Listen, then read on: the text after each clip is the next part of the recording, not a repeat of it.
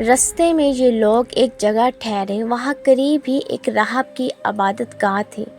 راہب ان کے پاس آیا، اس نے انہیں بتایا اس علاقے میں جنگلی درندے رہتے ہیں۔ ابو لہب یہ سن کر خوف زدہ ہو گیا۔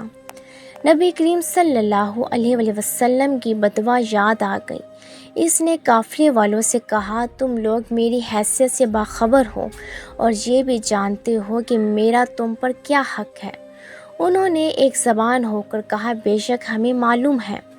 ابو لہب یہ سن کر بولا، تب پھر تم ہماری مدد کرو، میں محمد کی بددعا کی وجہ سے خوف زدہ ہو گیا ہوں، اس لیے تم لوگ اپنا سامان اس عبادت گاہ کی طرف رکھ کر اس پر میرے بیٹے کا بستر لگا دو۔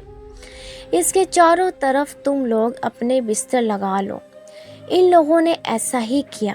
یہی نہیں، انہوں نے اپنے چاروں طرف اپنے اونٹوں کو بھی بٹھا دیا۔ اسی طرح عتبہ ان سب کے درمیان میں آ گیا۔ اب وہ سب اس کی پاسبانی کرنے لگے۔ ان تمام احتیاطی تدابیر کے باوجود حضور نبی کریم صلی اللہ علیہ وآلہ وسلم کی پیش گوئی پوری ہو گئی۔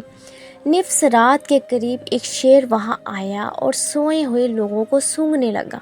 ایک ایک کو سونگھتے ہوئے وہ آگے بڑھتا رہا، یہاں تک کہ وہ لمبی چھلانگ لگا کر عتبہ تک پہنچ گیا۔ بس پھر کیا ہوا، اس نے اسے چیر پاڑ کر ہلاک کر ڈالا۔